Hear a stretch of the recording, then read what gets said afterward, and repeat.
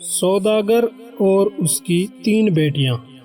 گزرے زمانے کی بات ہے کہ ایک سوداگر تھا جس کی 3 بیٹیاں تھیں۔ تینوں بیٹیاں بے حد خوبصورت تھیں، لیکن چھوٹی والی سب سے پیاری تھی۔ اس سوداگر کو اپنی تینوں بیٹیوں سے بے انتہا پیار تھا۔ وہ بس ڈرتا تھا کہ کہیں ان میں سے کوئی اسے چھوڑ کر نہ چلی جائے۔ اس لیے ایک دن سوداگر نے فیصلہ کیا کہ وہ اپنی تینوں بیٹیوں سے پوچھے گا کہ وہ اس سے کتنی محبت کرتی ہیں۔ وہ یہی سوچتے ہوئے اپنی سب سے بڑی بیٹی کے پاس گیا اور پوچھا، بیٹی تم مجھ سے کتنی محبت کرتی ہو؟ بڑی بیٹی نے جواب دیا، بابا جان میں آپ سے اپنی جان سے بھی زیادہ محبت کرتی ہوں۔ باپ یہ سن کر بے حد خوش ہوا اور اپنی بیٹی کو ایک قیمتی سونے کا ہار دیا۔ پھر وہ اپنی دوسری بیٹی کے پاس گیا اور اس سے بھی یہی پوچھا کہ بیٹی تم مجھ سے کتنی محبت کرتی ہو؟ دوسری بیٹی نے جواب دیا، بابا میں آپ کو اس پوری دنیا میں سب سے زیادہ چاہتی ہوں۔ باپ بیٹی کی بات سن کر خوش ہوا اور اسے بہت سی سونے کی اشرفیاں دی۔ اب سوداگر اپنی سب سے چھوٹی بیٹی کے پاس گیا اور کہا، بیٹی تم مجھ سے کتنی محبت کرتی ہو؟ سب سے چھوٹی بیٹی نے جواب دیا کہ نمک کے برابر۔ بیٹی کا جواب سن کر باپ کو بہت غصہ آیا۔ نمک تو انتہائی سستی اور معمولی چیز ہے، یہ مجھے اتنا ہی پیار کرتی ہے؟ تو پھر سوداگر نے اسے بہت ڈانٹا اور غصے میں یہ بھی کہہ دیا کہ مجھے پتا ہے کہ تم ایک دن مجھے چھوڑ کر چلی جاؤ گی، اس لیے بہتر ہے کہ ابھی سے اس گھر سے چلی جاؤ۔ باپ کی بات بیٹی کے دل پر جا لگی اور وہ کسی کو بتائے بغیر گھر سے روتے ہوئے نکل گئی۔ وہ لڑکی ایک ایسی جگہ سے گزر رہی تھی جہاں بہت سی گھاس اگی ہوئی تھی۔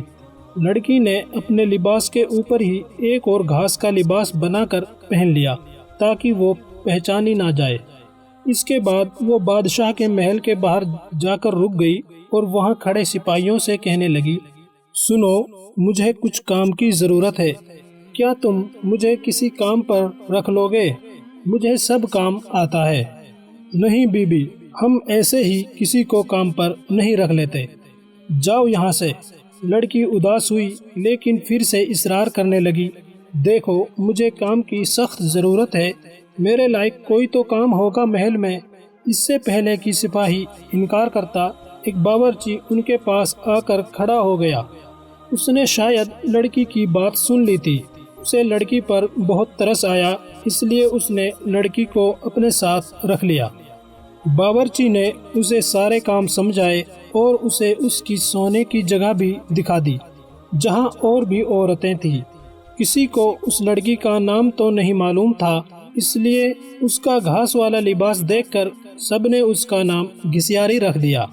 اگلے دن محل میں ہلچل مچی کہ بادشاہ ایک بہت بڑی تقریب کا انعقاد کر رہے ہیں، اس میں ہر کوئی شریک ہو سکتا ہے۔ تمام ملازم عورتیں اپنے آپ کو سنوارنے میں لگ گئیں۔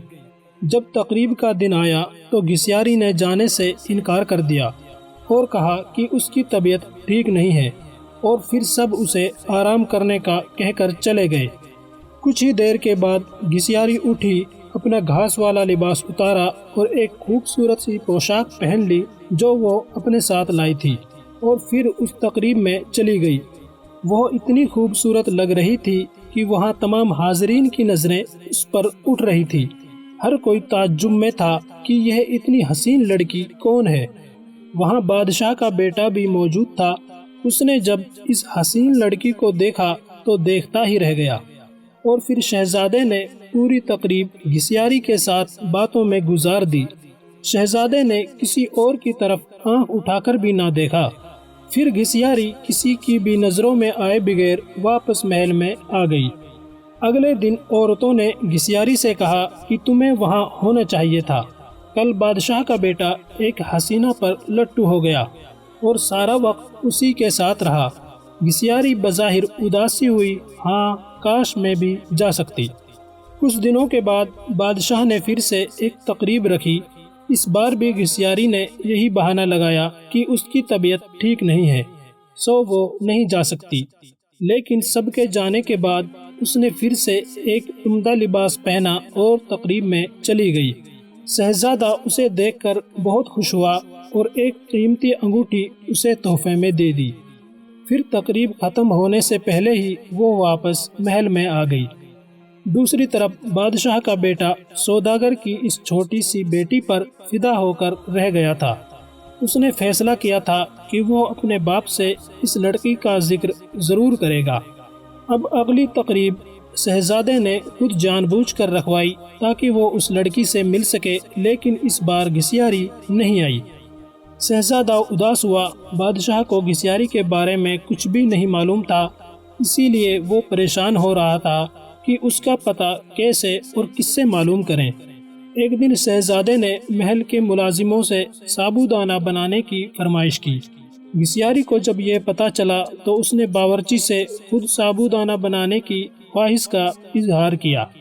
اسے اجازت دے دی گئی۔ گھسیاری نے سابودانہ بنانے کے بعد وہ قیمتی انگوٹھی جو شہزادے نے دی تھی سابودانہ والی تھال میں رکھ دی۔ اب شہزادہ میز پر بیٹھا سابودانہ کھا رہا تھا۔ جب کھانا کھا چکا تو دیکھا کہ تھالی میں انگوٹھی پڑی ہے۔ اس نے انگوٹھی پہچان لی اور جلدی سے اپنے ملازمین کو بلوایا۔ ملازمین نے بتایا کہ یہ سابودانہ گھسیاری نامی ملازمہ نے بنایا ہے۔ پھر گھسیاری کو بلوایا گیا۔ شہزادہ گھسیاری کو سادہ لباس میں پہچان نہ سکا، لیکن جب گھسیاری نے بولنا شروع کیا تو شہزادے کو اس کی آواز سن کر یقین ہو گیا کہ یہ وہی لڑکی ہے جو اسے تقریب میں ملی تھی اور جس پر وہ دل ہار بیٹھا ہے۔ پھر گھسیاری نے اپنا سارا قصہ شہزادے کو بتایا کہ وہ اس محل میں کس طرح پہنچی۔ شہزادے نے گھسیاری کے بارے میں بادشاہ کو بتایا اور ان دونوں کی شادی کر دی گئی۔ شادی کے بعد ایک بہت بڑی تقریب رکھی گئی۔ اس تقریب میں صرف شہر کے بڑے بڑے سوداگر اور عہدے داروں کو بلایا گیا تھا۔ گھسیاری کے بابا بھی اس تقریب میں موجود تھے۔ کھانے کا وقت ہوا تو میز ہر طرح کے لذیذ کھانوں سے بھر دی گئی، لیکن جب سب نے کھانا شروع کیا تو پتہ چلا کہ کھانے میں نمک ہی نہیں ہے۔ گھسیاری کے بابا نے بادشاہ کو مخاطب کر کے کہا، اس میں تو نمک ہی نہیں ہے۔ بادشاہ ہلکا سا ہنسا اور کہنے لگا، کیا ہو گیا سوداگر صاحب، صرف نمک ہی تو نہیں ہے، باقی سب کچھ تو ہے نا اس میں۔ یہ سن کر سوداگر کی آنکھوں سے آنسو جاری ہو گئے۔ بادشاہ نے اسے تعجب سے دیکھا اور پوچھا، جناب آپ رونے کیوں لگ گئے؟ سوداگر نے کہا، آج میں اپنی بیٹی کی بات کو سمجھ گیا ہوں۔ کھانے میں نمک نہ ہو تو چیز بد ذائقہ ہو جاتی ہے، چاہے اس کھانے میں اور کتنے ہی قیمتی مسالہ جات پڑے ہوں، لیکن نمک کے بغیر کھانا کچھ بھی نہیں۔ پھر سوداگر نے اپنا قصہ بادشاہ کو سنایا اور کہا، میری بیٹی مجھ سے ناراض ہو کر جانے کہاں چلی گئی ہے۔ میں نے اسے بہت ڈھونڈا لیکن وہ نہیں ملی۔ میں اس کی طرف سے بہت پریشان رہتا ہوں۔